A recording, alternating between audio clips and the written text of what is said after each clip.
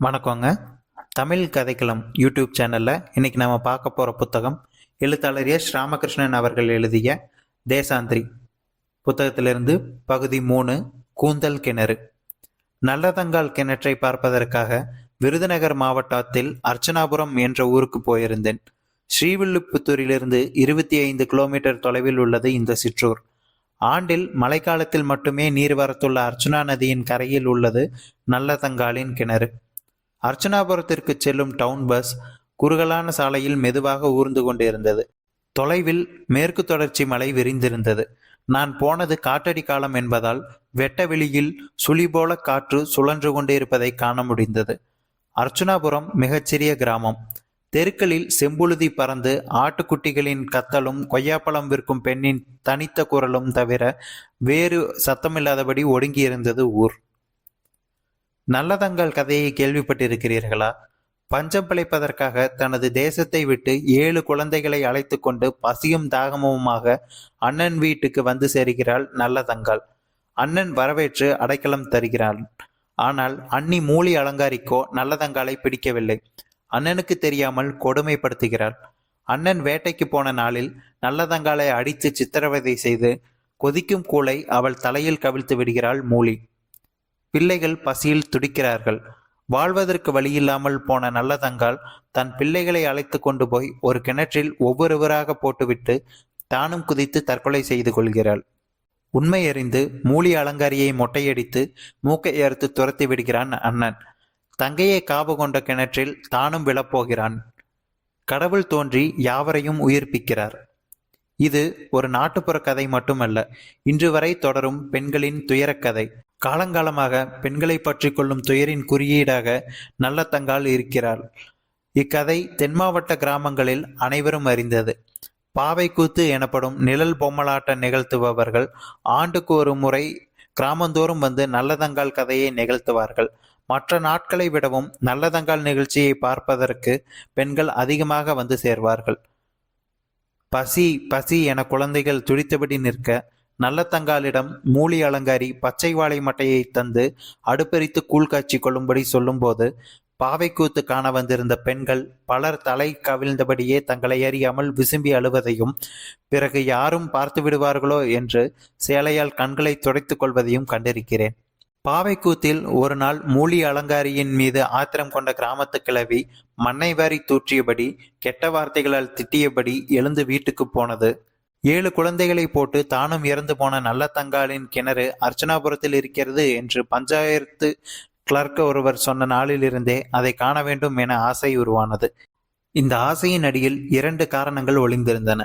ஒன்று, நல்லதங்கால் கிணற்றில் இன்றும் அந்த கூந்தல் அலைந்து கொண்டு இருப்பதாகவும் அது கூர்ந்து பார்த்தால் தெரியும் என்றும் ஒரு கதை. இரண்டாவது, நல்லதங்காலின் உயிரை காப்பாற்றிய கடவுள் எந்த இடத்தில் நின்று கொண்டு இருந்தார் என்று பார்க்க வேண்டும் என்பது. அர்ச்சனாபுரத்தில் நல்லதங்காலின் கிணறு மிக பழமையேறி இருந்தது.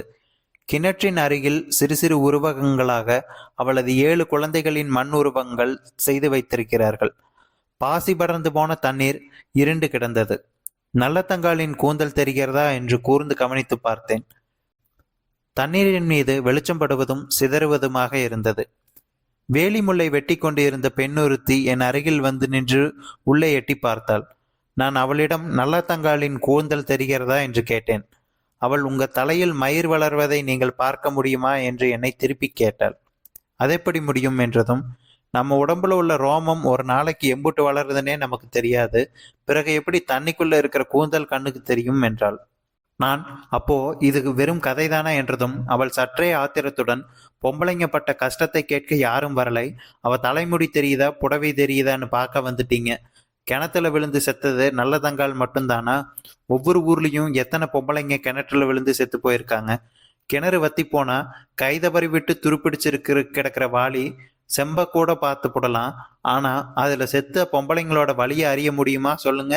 எப்போதாவது மத்தியானத்துல கிணத்து மேட்டுல நின்று பாருங்க, ஊம்னு சத்தம் வரும்.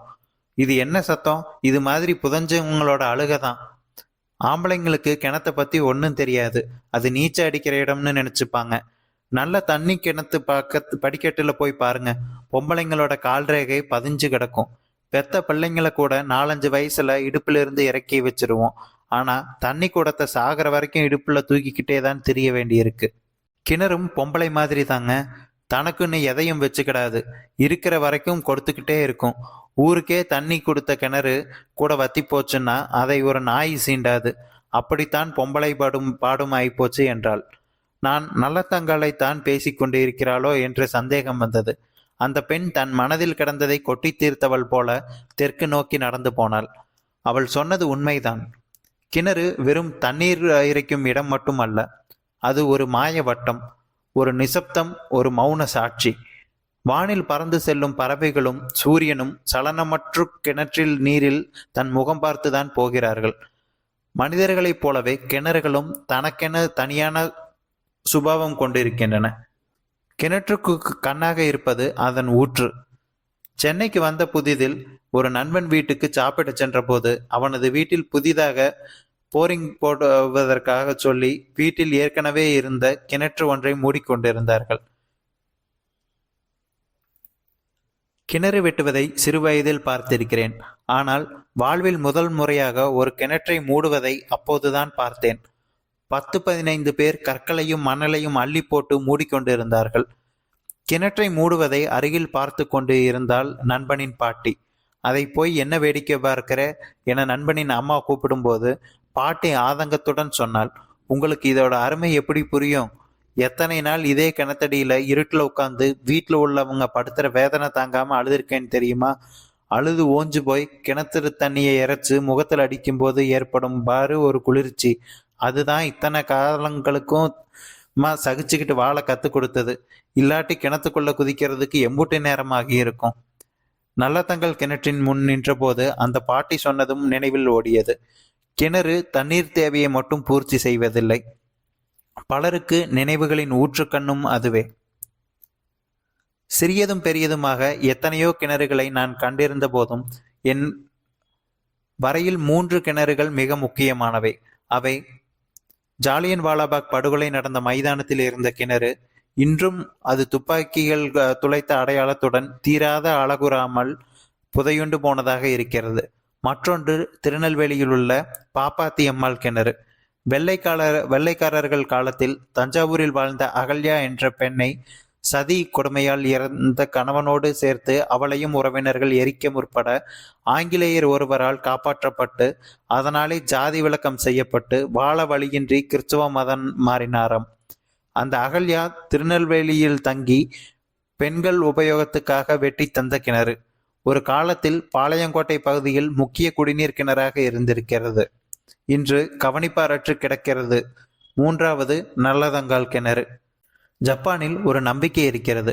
மிகுந்த நோய்வாய்ப்பட்டு ஒருவர் உயிருக்கு போராடி கொண்டிருக்கும் போது அவருடைய வீட்டைச் சேர்ந்தவர்கள் குனிந்து கிணற்றுக்குள்ளே கேட்கும்படி அவர் நலம் பெற வேண்டும் என்று சத்தமாக கத்த வேண்டும். அப்படி அவர்கள் பிரார்த்தனை செய்தால் சாவிலிருந்து அந்த நபர் உயிர் பெற்று விடுவார். காரணம், கிணற்றினுள் நாம் அழைக்கும் குரல் நேராக கடவுளுக்கு கேட்கிறது. கிணறுகள் கடவுளின் காதுகள் என்பது ஜப்பானியர்களின் நம்பிக்கை. நிஜமோ பொய்யோ, இன்று நாம் செய்ய வேண்டியதெல்லாம் கிணறோ குழாயோ எதுவாக இருந்தாலும் குடிப்பதற்கு சுத்தமான தண்ணீர் வேண்டும் கடவுளே என்று சத்தமிடுவதுதான். அலைவோம், திரிவோம்.